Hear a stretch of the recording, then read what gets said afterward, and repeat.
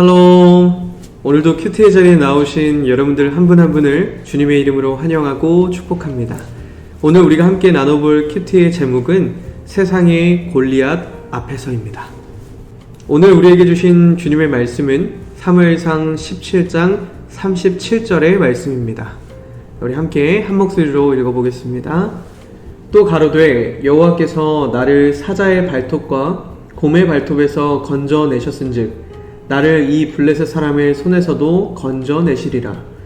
사울이 다윗에게 이르되 가라, 여호와께서 너와 함께 계시기를 원하노라. 아멘. 이제는 오늘 말씀이 어떤 이야기들로 구성되어 있는지 우리 성경 해설을 통해서 함께 살펴보겠습니다. 함께 읽겠습니다. 오늘 말씀의 서두에는 골리앗의 망언에 분노한 다윗이 결국 맞대결을 결단하게 된 장면이 등장합니다. 우리가 잘 알고 있는 그런 사건이죠. 그런데 형 엘리압은 동생 다윗을 향해 능력도 없으면서 객기로 대항하려 한다며 분노를 표출합니다. 그런데 이런 형 엘리압도 모자라서 이제는 가장 일선에 나서야 하는 사울마저 다윗을 힘없는 소년이라 만류합니다. 그런데 이런 상황 속에서도 다윗은 자신의 목동의 경험을 빗대어서 내가 목동 때에도 곰과 사자의 싸움에서 하나님이 승리하게 해주셨으니 걱정할 것이 없다라고 이야기합니다. 이 말을 들은 사울은 끝내 다윗을 축복하면서 전투에 나갈 것을 허락하죠. 그리고는 자신의 군복, 그리고 노투구, 갑옷, 칼 등으로 무장을 시킵니다. 그런데 다윗은 불편함과 어색함을 느끼며 다 벗어두고 자신에게 익숙한 막대기와 물맷돌을 가지고 나갑니다. 어색했겠죠. 체격 차이도 있을 거고 평소에 쓰지 않았던 것들이기 때문에 다윗은 애초에 이 싸움은 자신이 아닌 하나님과 하실 싸움이라는 것을 잘 알고 있었기 때문입니다. 다윗은 골리앗보다 더 크신 하나님을 보고 있지만 형 엘리압과 사울은 골리앗보다 형편없이 모자란 다윗을 바라보고 있었던 것입니다. 네, 오늘 본문은 우리에게도 너무나도 익숙한 다윗과 골리앗의 전투, 그 전투를 나가기 전에 벌어지는 사건을 다루고 있습니다. 거대한 골리앗과의 전투를 앞두고 있었던 다윗에게는 하나님의 건져내심을 경험하고 얻은 확신과 상상력이 있었습니다. 그렇기 때문에 다윗은 골리앗과의 전투에도 아무런 겁을 내지 않을 수 있었습니다. 우리도 때로는 세상의 골리앗 같은 문제들 앞에서 다윗과 같이 하나님이 도와주셨던 은혜들을 기억하면서 그 은혜의 순간들을 기억하면서 삶의 문제들 앞에 담대해질 수 있고 용기를 낼 수 있는 여러분들이 되기를 간절히 소망합니다. 그리고 오늘 장면에서 정말 중요한 것이 있는데 이스라엘에게는 사울이 의지했던 갑옷과 투구와 칼 등이 가장 강력한 무기였지만 다윗은 목동으로 지내면서 하나님의 임재를 경험하게 해주었던 자신에게 익숙한 물맷돌을 선택했다는 겁니다.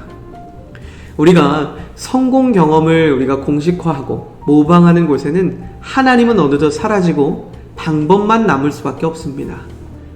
그럴 때 우리가 기억해야 되는 것은 이 세상의 방법을 뛰어넘으시는 하나님의 방법을 의지한다는 사실입니다. 오늘 하루를 살아가면서 우리에게도 펼쳐질 수 있는 그 세상의 골리앗이라는 문제 앞에서 세상의 경험, 내가 했던 경험들을 계산하고 그것들을 의지하고 그것들의 힘으로 그 문제들을 맞서 싸우는 것이 아니라 그 세상의 방법을 뛰어넘으시는 하나님의 방법을 의지할 수 있기를 간절히 소망합니다. 그럴 때 앞으로 우리 가운데 또 다른 문제들이 펼쳐진다 할지라도 우리에게는 이 모든 경험들이 다윗이 경험했던 그 목동 때의 하나님의 은혜의 순간들과 동일한 순간들이 되는 겁니다. 우리의 믿음이 더욱더 성장하길 소망합니다. 이 상황들 속에서 하나님을 더욱더 붙잡고 하나님의 방법을 붙들고 나아가는 저와 여러분들이 되시길 주님의 이름으로 간절히 기도합니다. 우리가 오늘 함께 묵상해봤던 말씀 속에서 우리가 세상 속에 어떠한 것들을 적용해 볼 수 있을지 한번 질문해보는 시간들을 가져보겠습니다. 첫 번째 질문은 삶의 문제 앞에서 이전에도 도우셨던 하나님의 은혜를 기억하며 담대해질 수 있었던 경험이 있나요? 네, 조금 전에도 우리가 묵상을 나누었지만 이전에 도우셨던 하나님의 은혜를 기억하는 것만큼 우리를 더욱더 용기 있게 만들고 우리 더 담대해지게 만들 수 있는 건 없습니다.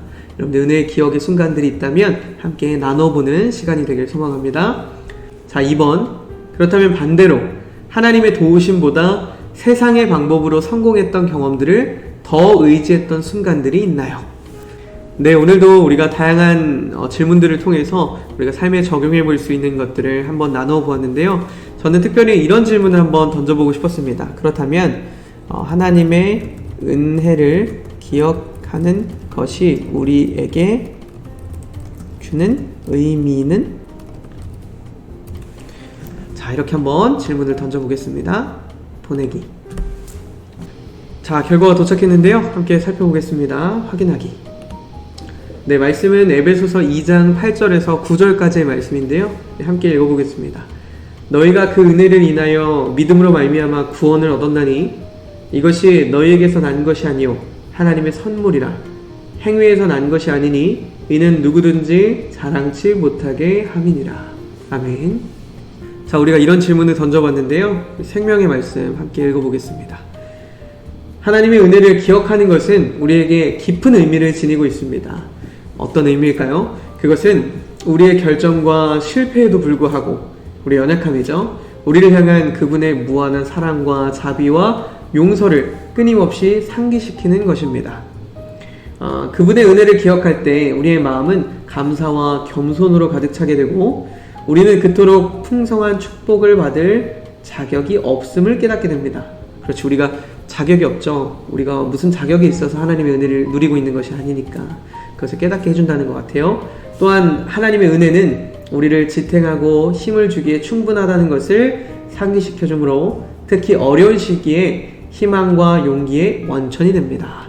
우리 아까도 나누었죠. 하나님의 은혜를 기억하는 것만큼 우리를 힘나게 하고 용기 있게 하고 담대하게 하는 것은 없다라고 말씀드렸습니다. 또한 하나님의 은혜를 기억하면 우리가 받은 것처럼 다른 사람에게도 은혜와 사랑을 베풀게 됩니다. 그렇죠. 우리도 거저 받았기 때문에 거저 베풀 수 있게 되는 것입니다. 그것은 우리의 성품을 형성하여 우리를 동정심과 친절의 그릇으로 변화시킵니다. 궁극적으로는 하나님의 은혜를 기억하는 것은 우리를 그분께 더 가까이 다가가게 하고 관계를 깊게 하며 그리고 예배 정신을 키웁니다. 사랑의 하나님 아버지께서 우리에게 베풀어 주신 헤아릴 수 없는 은혜를 항상 소중히 간직하고 간직하기를 바랍니다. 오늘도 이렇게 질문을 간단히 던져보았는데 참 우리에게 은혜가 되는 이야기도 있고 또 깨달음을 주는 이야기도 있는 것 같습니다. 여기서 무엇보다 중요한 것은 하나님의 은혜를 기억하는 것이 우리의 믿음이 자라게 하고 또 하나님과의 관계를 더욱더 돈독하게 만들어준다는 이점이 있지만 더 나아가서 우리가 하나님의 은혜를 기억하면 우리도 거저받은 은혜이기 때문에 우리 역시 주변 이들에게 하나님의 은혜와 사랑을 전할 수 있다라는 그 포인트가 정말 중요한 오늘 묵상의 포인트라고 생각이 듭니다. 여러분들 오늘 하루 살아갈 때 어려운 일 얼마나 많이 펼쳐지겠습니까? 없다면 너무 또한 그것도 감사해야 할 이유겠지만 또 세상의 골리앗이라는 문제 앞에 우리가 닥쳤을 때 오늘 말씀을 꼭 기억하길 소망합니다. 다윗처럼 이전에도 도우셨던 하나님, 목동 시절에도 도우셨던 하나님, 그 하나님께서 오늘도 도와주실 거야. 이런 믿음으로 여러분들 담대하게 승리를 경험하고 또 하나님께 영광과 찬양을 올려드리는 오늘 하루가 되시길 주님의 이름으로 간절히 소망합니다. 자, 이제 우리 기도문 함께 읽고 오늘 큐티를 마치도록 하겠습니다. 사랑의 하나님, 다윗의 믿음을 통해서 하나님을 의지할 때 주어지는 용기와 담대함에 대해 배울 수 있게 해주셔서 감사합니다. 우리 역시 삶의 크고 작은 어려움 속에서 이전에도 도우시고 함께 하셨던 하나님이 기억나게 해주세요. 그래서 세상의 골리앗 앞에 겁을 먹고 주저앉는 것이 아니라 하나님의 이름으로 담대히 맞서 싸울 수 있는 용기가 생겨나게 해주세요. 오늘 하루도 온전한 하나님의 은혜와 영광을 올려드리길 소망하며 예수님의 이름으로 기도합니다. 아멘.